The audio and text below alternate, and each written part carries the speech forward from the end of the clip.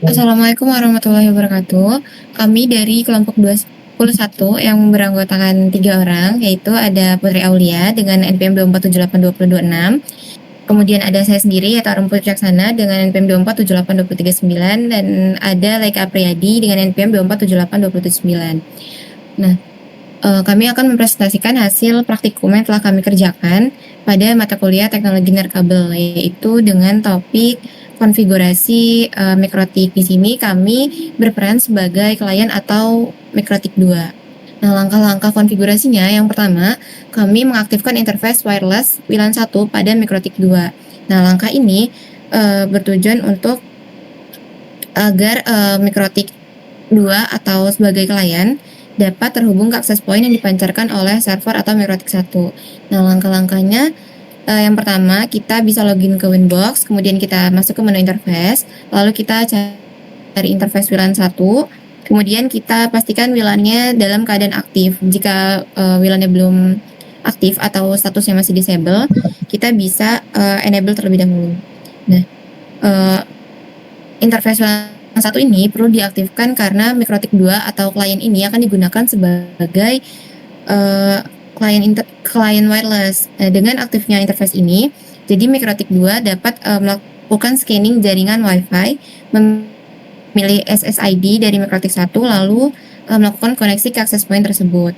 Nah, pada screenshot ini atau pada gambar yang terlihat ini, WLAN 1 sudah aktif. Nah, namun masih terdapat nilai TX dan RX-nya masih 0 bps. Nah, hal ini menunjukkan bahwa interface wireless sudah menyala, tetapi belum adanya lalu lintas data yang berjalan atau belum terhubung ke jaringan wireless yang dituju. Nah, setelah konfigurasi mode station, SSID, security profile, dan koneksi ke mikrotik 1 berhasil, maka nantinya nilai TX atau RX ini akan berubah sesuai dengan aktivitas jaringan.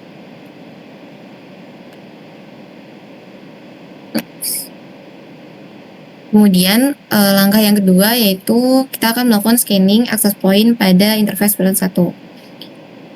Langkah ini bertujuan untuk mikrotik 1 sebagai server. Nah, karena mikrotik 2 ini berperan sebagai klien, maka harus melakukan scanning terlebih dahulu untuk menemukan SSID access point yang akan digunakan sebagai jalur koneksi ke mikrotik 1. Langkah-langkah konfigurasinya itu yang pertama adalah kita setelah masuk ke Winbox, kita masuk ke menu wireless, kemudian kita pilih interface WLAN 1, kemudian kita klik tombol scan, lalu pada bagian interface kita pastikan bahwa yang dipilih adalah WLAN 1. Kemudian kita tunggu hingga jaringan wirelessnya muncul, kemudian kita cari SSID access point yang sudah dikonfigurasikan oleh mikrotik 1. Setelah itu kita connect, lalu kita akan melihat sinyalnya di situ udah ada. Nah, jadi scanning pada interface WLAN 1 ini dilakukan agar mikrotik 2 atau klien dapat menemukan jaringan wireless dari mikrotik 1.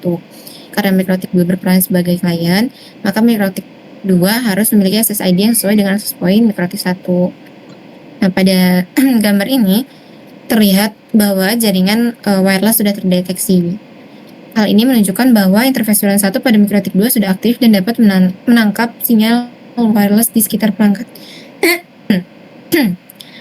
SSID yang dipilih harus sesuai dengan SSID yang dibuat pada mikrotik 1. Selain SSID, perlu diperhatikan juga sinyalnya. Semakin besar nilai sinyal yang mendekati 0, maka kualitas sinyal akan semakin baik. Dapat kita lihat pada gambarnya bahwa SSID yang bernama APRI memiliki sinyal sekitar minus 47 dBm, sehingga sinyal tersebut dapat dikategorikan cukup kuat untuk digunakan sebagai koneksi wireless antar mikrotik. Oke, selanjutnya akan dijelaskan oleh rekan saya. Baik, selanjutnya yaitu pada langkah ketiga, yaitu mengubah mode wireless WLAN menjadi station. Tujuannya ini pada langkah ini bertujuan agar mikrotik kedua ini dapat berperan sebagai klien wireless yang terhubung ke akses point dari mikrotik 1. Karena mikrotik 1 ini berfungsi sebagai pemancar atau akses point, maka mikrotik 2 ini harus dikonfigurasi menggunakan mode station atau station bridge agar dapat terkoneksi ke SSID mikrotik 1.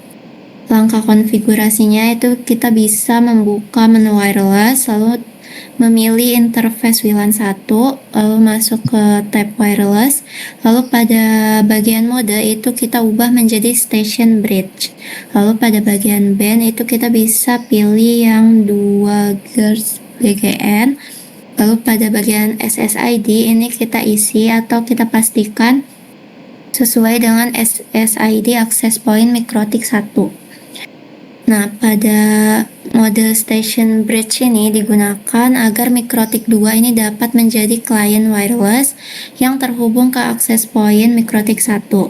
Dengan mode ini, mikrotik 2 ini tidak memancarkan jaringan WiFi, melainkan menerima koneksi wireless dari mikrotik 1.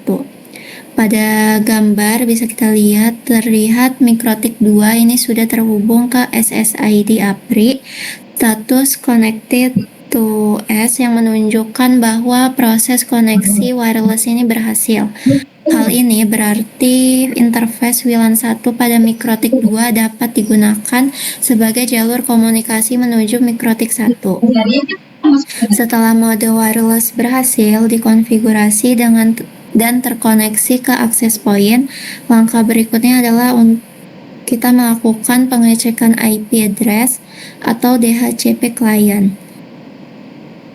Selanjutnya pada langkah keempat, memastikan status interface WLAN 1 pada kedua mikrotik. Nah, langkah ini tuh bertujuan untuk memastikan bahwa interface wireless pada mikrotik 1 dan mikrotik 2 sudah aktif dan saling terhubung. Status R pada interface ini menandakan bahwa interface tersebut dalam keadaan running, yang artinya interface ini sudah aktif dan siap digunakan untuk komunikasi jaringan. Untuk langkah konfigurasinya itu kita bisa masuk ke mikrotik 1 menggunakan Winbox, lalu membuka menu interface dan memeriksa interface WLAN 1. Dan di sini kita pastikan juga terdapat tanda R di sebelah interface WLAN 1. Lalu kita melakukan pengecekan yang sama pada mikrotik 2. Dan pastikan juga interface WLAN 1 pada mikrotik 2 juga berstatus R atau running. Nah, status R atau running pada interface WLAN 1 menunjukkan bahwa interface wireless ini sudah aktif dan sedang bekerja. Pada mikrotik 1, status running ini menandakan bahwa interface wireless ini sudah aktif sebagai access point. Sedangkan pada mikrotik 2, status running ini menandakan bahwa interface wireless ini sudah berhasil terhubung ke SSID yang dipancarkan oleh mikrotik 1.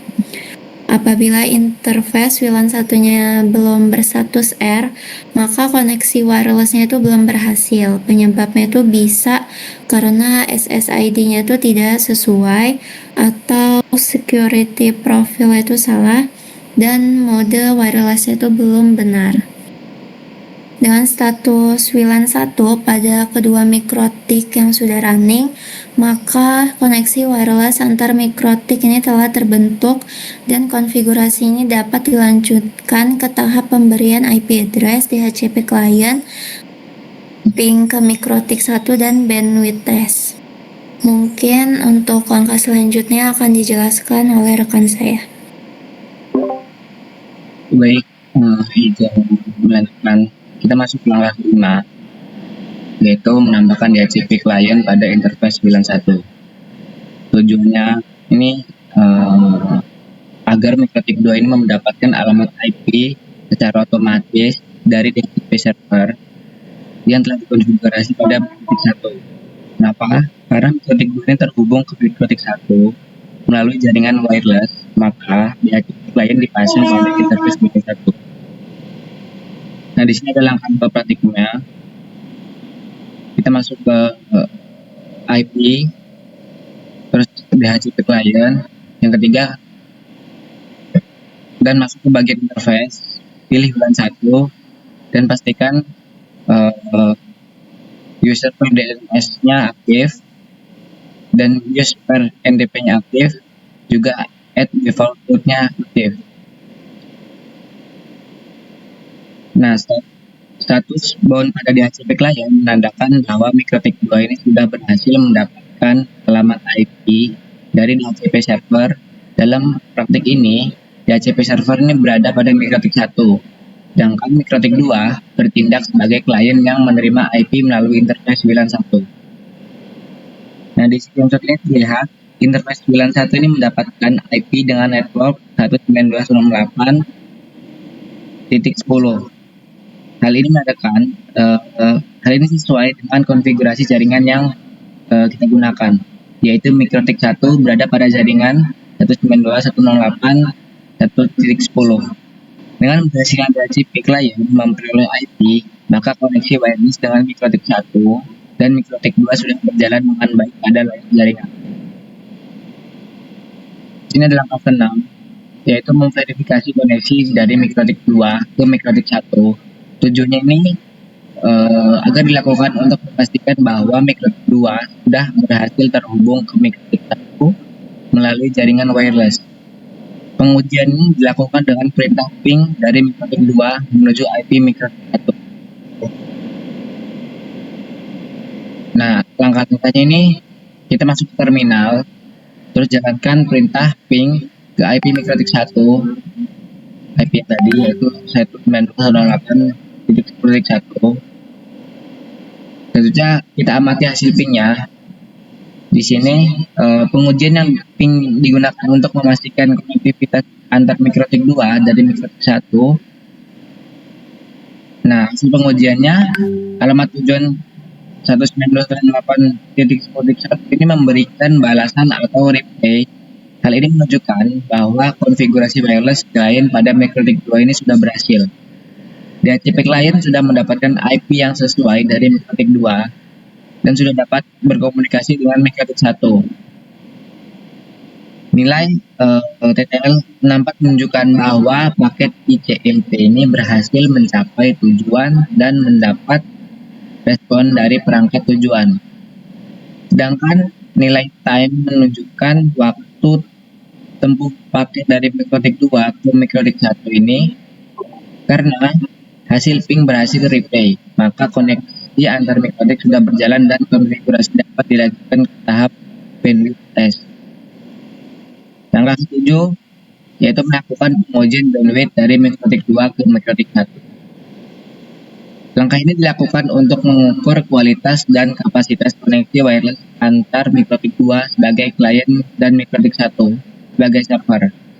Pengujian bandwidth dilakukan menggunakan fitur bandwidth test pada MikroTik 1. Yaitu langkah-langkahnya, kita masuk ke tools, selanjutnya bandwidth test.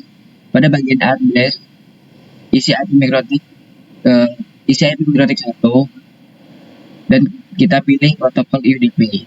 Pada bagian direction ini kita pilih save, dan pada bagian user isi admin. Selanjutnya kita akan mengamati hasil bandwidth test yang muncul pada bagian CPU load dan grafik. Nah, hasil pengujiannya menunjukkan bahwa MikroTik 2 ini berhasil melakukan bandwidth test ke MikroTik 1 dengan alamat tujuan 192.168.10.1. Pengujian ini dilakukan menggunakan protokol UDP dengan direction reshape. Artinya MikroTik 2 menerima data dari MikroTik 1. Nah, terlihat pada screenshot ini nilai TX atau RX current 0 Mbps dan 29,9 Mbps, yang berarti trafik pengiriman dari MikroTik 2 hampir tidak ada. Sedangkan trafik menerima dari MikroTik 1 mencapai sekitar 29,9 Mbps pada saat pengujian berlangsung. Nilai TX atau RX ini total average-nya 0 Mbps sampai 25,2 Mbps, menunjukkan bahwa rata-rata data yang diterima MikroTik 2 selama pengujian adalah sekitar 25,2 Mbps. Selain itu, terdapat nilai loss packet yaitu 4152. Hal ini menunjukkan bahwa selama proses bandwidth test terdapat paket yang hilang. Paket yang hilang ini dapat terjadi karena kondisi sinyal wireless, interface channel, jarak antar perangkat, atau beban trafik saat pengujian berlangsung. Meskipun bandwidth masih berjalan dan grafik menunjukkan adanya trafik, nilai loss paket ini menandakan bahwa kualitas koneksi belum sepenuhnya stabil. Nah, nilai lokal CPU load yaitu 21% dan remote CPU load 8%. Ya, ini menunjukkan bahwa beban CPU pada Mikrotik 2 dan Mikrotik 1 masih tergolong aman. Yang artinya perangkat masih mampu menjalankan proses bandwidth test tanpa beban CPU yang terlalu tinggi. Namun, karena dapat loss packet, kualitas koneksi wireless masih perlu diperhatikan. Misalnya dengan mengatur posisi perangkat, memilih channel yang lebih sesuai, atau mengurangi gangguan dari jaringan Wi-Fi lainnya. Mungkin itu saja presentasi dari kelompok kami yaitu kelompok 21.